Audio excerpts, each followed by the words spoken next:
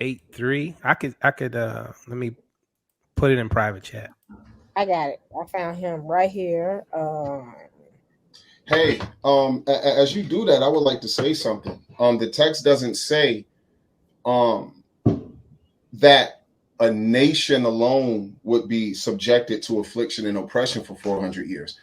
He said your seed. So I think that one, we imply that seed only refers to Jacob's 12 sons. It has nothing to do with Jacob, has nothing to do with Isaac or anything like that. And secondly, I think that when we look at the narrative of how, if we compare the condition of the people versus our condition, if we're going to go with proclamations from governments, because I know a lot of people, especially since the Trump administration had like the 1619 to 2019 declaration, a lot of cats jumped on that. Well, if we're going to accept government edicts, just like there was a pronunciation of the children of Israel being free at a certain time by the Persian Empire, it's not about how we feel about it. It's about the government here also pronounced our people free at a certain time. So while you can say descendants of African Americans, that African Americans have been in America for 400 years, starting with the first, however many they claim came over in 1619, even though about 50 years or more before that, the Spanish had a few black slaves down in Florida and in the Georgia area, but that's not necessarily talked about because Florida wasn't officially an English colony at the time, but there were Negroes down in what we call Florida today. If it's about the 400 years in oppression and you're being oppressed and you're in slavery, then I'm going to argue, if we accept the government edict that says this is how long you've been in the country, the government edict don't say this is how long you've been slaves here. The government edict, there's another governmental edict that claims when you were free. Now, we could say, oh, but we weren't treated 100% equal and we still had to struggle, no doubt. But if we're going to use a government, if we're going to use a United States government proclamation on a recognition of African descendants of Africans being here for 400 years, it doesn't say you've been slaves here for 400 years. So that's not the prophecy. Wait, no, it is. No, it's not. You shall be Let's read it. enslaved and 15:13. Right. 400 years. So that is enslaved. And it's enslaved, right? Yeah. I mean, we could stick. I'm not a King James only person, so we can pull up, different translations and see how they're worded. Yeah, that'd be good. Yeah. Let me see. Which one of y'all? I want to make that point. I'm gonna go ahead and go to it real quick. Yeah, it's Genesis 15. The key verse is 15:13.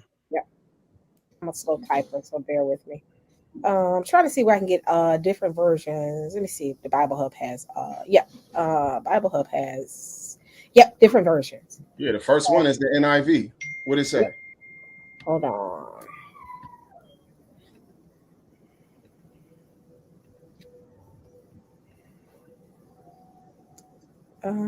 Here we go. All right. So right here, I think the NIV says, "Then the Lord said to him, know for certain that for 400 years your descendants will be strangers in a country not their own, and that they will be enslaved and mistreated there." The ESV says, "Then the Lord said to Abram, know for certain that your offspring will be sojourners in a land that is not theirs, and will be servants there, and they will be afflicted for 400 years." Go down to another version.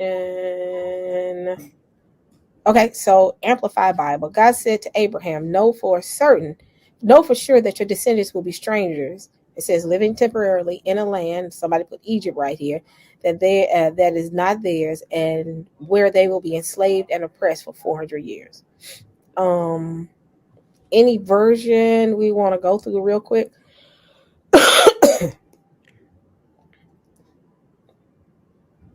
any Yeah, version. no, they all have, their ones, like the second one that you didn't read. Oh, I'm sorry. You Oh, I'm know, sorry. I didn't mean to do that. That wasn't no, purposely. it's all good. No, I'm just saying the translations, and these are more modern ones. The King James isn't better than them. Yeah.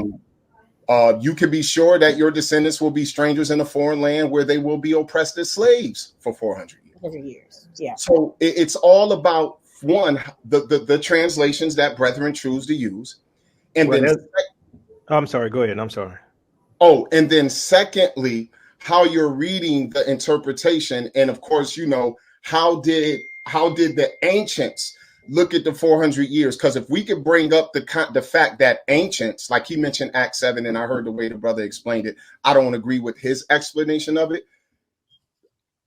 If there are ancient sources that give a context of any hint that the Israelite, like in the time of Christ, what would they have been taught? Would they have been taught that the 400 years had happened? That's important, because if they had, maybe they got it wrong. But if we can show that in their time, there were those who believed that the 400 years pointed to what happened to them in Kemet and all of that, then that at least has to be put on the table. And it's as valid, as it's as valid a claim that, well, it's some of our forefathers who thought it already happened, whether we agree or not, versus those of us who might say, well, no, maybe they had it wrong and things have happened past then, and we think this is a more accurate explanation for the 400 years.